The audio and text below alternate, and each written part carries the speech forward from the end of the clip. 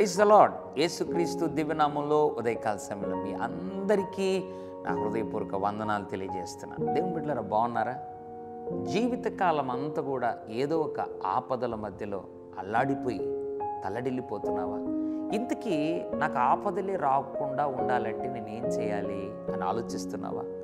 Yes, ఆపదలు రాకుండా ఉండాలి అని అంటే దేవుని వాక్యం నుంచి ఒక అద్భుతమైన మాటను దేవుడు జ్ఞాపకం చేయాలని ఆశపడుతున్నాడు. సామెతల గ్రంథం 12వ అధ్యాయం 21వ వచనం, నీతివంతునికి ఏ ఆపదయు సంభవింపదు. ఎంత అద్భుతమైన మాట! దేవుని వాక్యం ఎప్పుడు తప్పు చెప్పదు, అది అబద్ధం కాదు, అది సత్యం. నీతిమంతుడిగా జీవిస్తే అంట ఒక ఆపద కాదు, ఏ ఆపదయు కలుగదు, సంభవించదు. అంటే అర్థం ఏంటి? నీతిమంతునికి దేవుడు ఆపద లేకుండా సంరక్షిస్తాడు. దేవుని బిడ్డలారా, ఒకవేళ ఇంతవరకు ఆపదల్లో ఉన్నావా? భయపడుతున్నావా?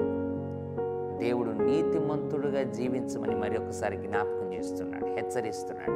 నువ్వు నీతిమంతుడుగా జీవించగలిగితే నీకు ఏ ఆపద సంభవించకుండా నిన్ను, నీ బిడ్డలను దేవుడు కాపాడతాడు. అట్లు దేవుడు నిన్ను నీతిమంతుడిగా జీవింపజేసి అట్లు ఆపద సంభవించకుండా కాచి కాపాడునుగాక.